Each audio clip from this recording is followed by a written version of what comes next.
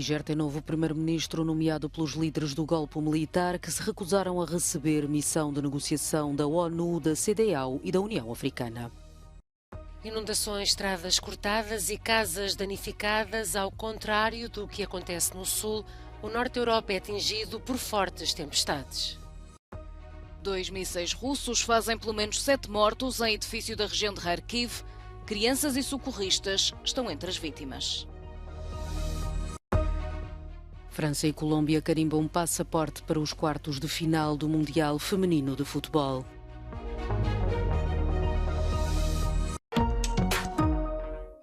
A vida regressa à normalidade na capital do Níger, Niamey, 2 dias após o fim do ultimato lançado pela Comunidade Económica dos Estados da África Ocidental, CEDEAO, mas politicamente a situação continua incerta. O economista Ali Mahaman Lamine Zaine foi nomeado pelos líderes do golpe militar como novo primeiro-ministro do país. A União Europeia suspendeu as suas atividades com o Níger, mas insiste nos esforços de mediação. One thing is certain, there will be no positive consequences if this military coup is allowed to proceed and be established as a fact on the ground. We still believe that there is a space, there is a room for mediation efforts. ECOWAS is the main actor, the main regional actor in this. Whatever ECOWAS decides will then be implemented. Os revoltosos recusaram-se a receber uma missão de negociação das Nações Unidas, da CEDEAO e da União Africana esta terça-feira, alegando razões de segurança. A CEDEAO vai realizar uma reunião extraordinária em Abuja, na Nigéria, quinta-feira. Um duplo ataque de mísseis russos durante a noite de segunda-feira à cidade de Pokrovsk, no leste da Ucrânia, fez pelo menos 7 mortos e 67 feridos. 40 minutos separaram um e outro bombardeamento. De acordo com o ministro ucraniano do Interior, entre as vítimas sobreviventes estão 2 crianças, 29 polícias e socorristas que acorreram ao local para ajudar as vítimas do primeiro ataque. Operações de salvamento estão em curso no terreno. Volodymyr Zelensky diz que o bombardeamento teve como alvo um vulgar edifício habitacional. Зараз триває рятувальна операція в Покровську, Донецької області. Після російських ракетних ударів. Ракети «Іскандер» проти звичайних житлових будинків. Всі наші служби працюють на місці. На жаль, є жертви. O Ministério Russo da Defesa afirma que as forças de Moscovo romperam as linhas da defesa ucraniana a leste e avançaram 3 quilómetros em direção a Kupiansk, na região de Kharkiv. Já de acordo com Kiev, 22 militares ucranianos que tinham sido capturados pelo exército russo estão de volta a casa. Imagens publicadas no Telegram mostram um grupo de homens envoltos em bandeiras ucranianas no local não revelado. De acordo com a presidência da Ucrânia, os soldados, com idades compreendidas entre os 23 e os 54 anos, serão submetidos a uma reabilitação física e psicológica. Os bombardeamentos russos a Odessa deixaram alguns edifícios do centro histórico com danos superiores ao inicialmente estimados.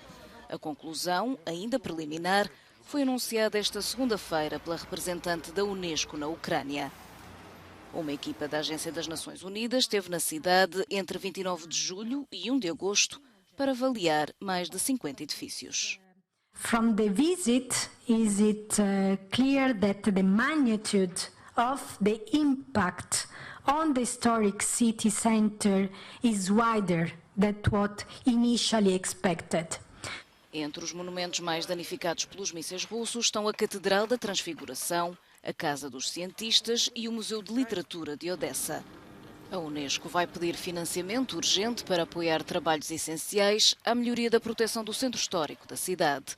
Os resultados pormenorizados da missão farão parte de um relatório que será publicado em dezembro. Se tudo correr como previsto, a Rússia vai enviar esta sexta-feira o primeiro módulo à Lua desde 1976. O Luna 25, fabricado exclusivamente com componentes russos, dirige-se ao Polo Sul lunar, onde irá recolher amostras de solo. Estima-se que o trajeto dure de 4 a 5 dias. Esta missão revela-se crucial para Moscovo, numa altura em que as parcerias com o Ocidente estão comprometidas, nomeadamente com a Agência Espacial Europeia, que recusou cooperar neste programa.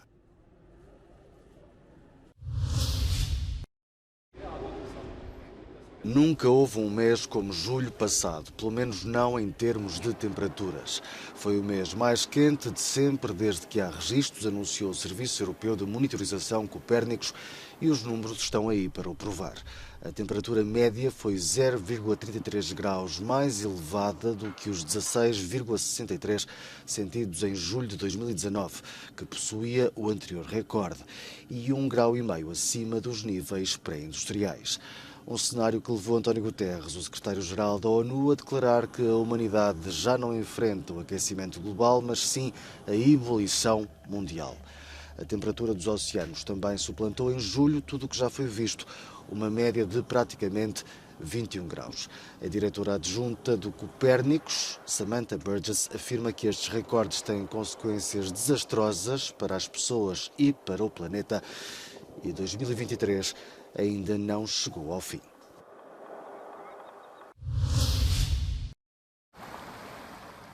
No leste da Suécia, 3 pessoas ficaram feridas no descarrilamento de um comboio provocado pelo mau tempo. Por causa da chuva forte, o rio, que atravessa o centro do país, rebentou as margens e causou graves inundações.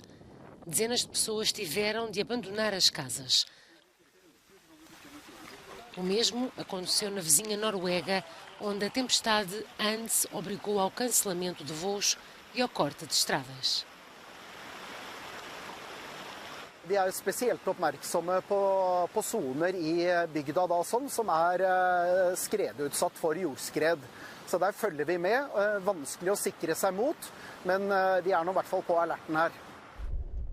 Os efeitos da tempestade também se fizeram sentir na Dinamarca, com rajadas de vento que perturbaram o tráfego ferroviário, aéreo e marítimo. Dezenas de pessoas que passavam férias na costa ocidental do país tiveram de abandonar a zona porque as casas de praia foram arrastadas para o oceano. Na Letónia, uma violenta tempestade causou graves danos às culturas e algumas casas no centro do país, com árvores a caírem sobre as autoestradas e telhados arrancados. Milhares de escoteiros de todo o mundo que estão reunidos na Coreia do Sul começaram a ser deslocados para áreas seguras por causa da previsão de uma tempestade tropical com chuvas e ventos fortes na península nos próximos dias. Os jovens foram deslocados do acampamento na costa para o interior do país em mais de 1000 veículos. O World Scout Jamboree, que arrancou no início do mês, acolhe mais de 37.000 escoteiros de 158 países. Estão alojados em Seul e na área metropolitana.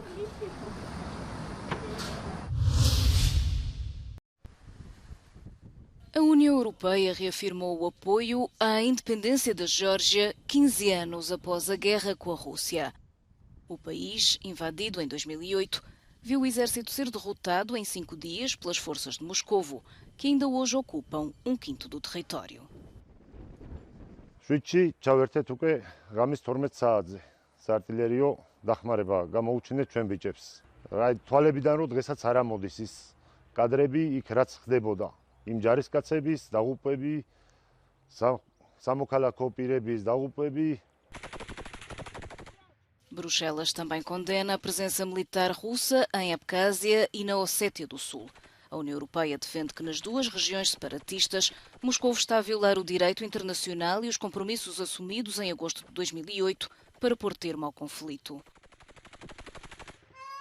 De fora do bloco comunitário europeu e da NATO, a Geórgia tem ao longo dos últimos anos feito esforços no sentido de integrar as organizações ocidentais.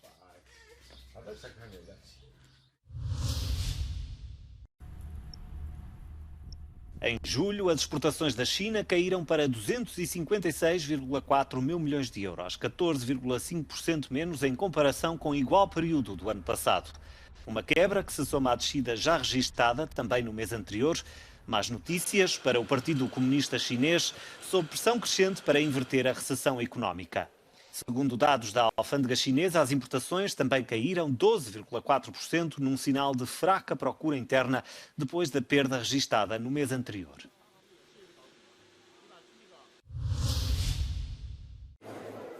Milhares de fãs encheram as ruas de Bray, na Irlanda, durante a passagem do cortejo fúnebre de Sinéad O'Connor. Nesta terça-feira foi realizado um serviço fúnebre privado na cidade onde a cantora viveu durante 15 anos. A cerimónia contou com a presença do presidente e do primeiro-ministro da Irlanda e de artistas como Bob Geldof e Bonovox. Sinéad O'Connor foi encontrada morta na sua casa em Londres no final de julho. Tinha 56 anos. A morte de um adepto grego levou ao adiamento do encontro da Liga dos Campeões que estava previsto para esta terça-feira à noite, na capital grega, entre o AEK Atenas e o Dinamo de Zagreb. Um jovem apoiante do AEK, de 22 anos, foi esfaqueado mortalmente na noite de segunda-feira durante confrontos entre claques dos dois clubes, que fizeram 8 feridos, 3 gregos e 5 croatas, e levaram a mais de 80 detenções. Ao que tudo indica, cerca de 200 adeptos croatas contornaram a interdição de viajar para a Grécia, deslocando-se como turistas. A partida deverá acontecer no dia 18 ou 19 de agosto. O jogo, que já estava marcado em Zagreb, no dia 15 de agosto, foi mantido, sendo que as autoridades gregas pedem que decorra sem público.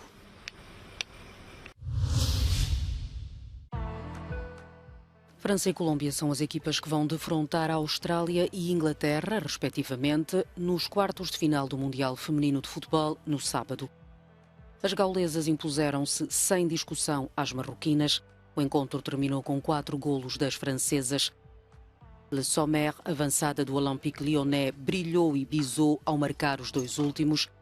Kadidiatou Diani abriu o marcador, Kenza Dali seguiu-lhe os passos. Também a Colômbia carimbou o passaporte para a próxima fase. Um golo foi o suficiente para afastar a Jamaica da competição.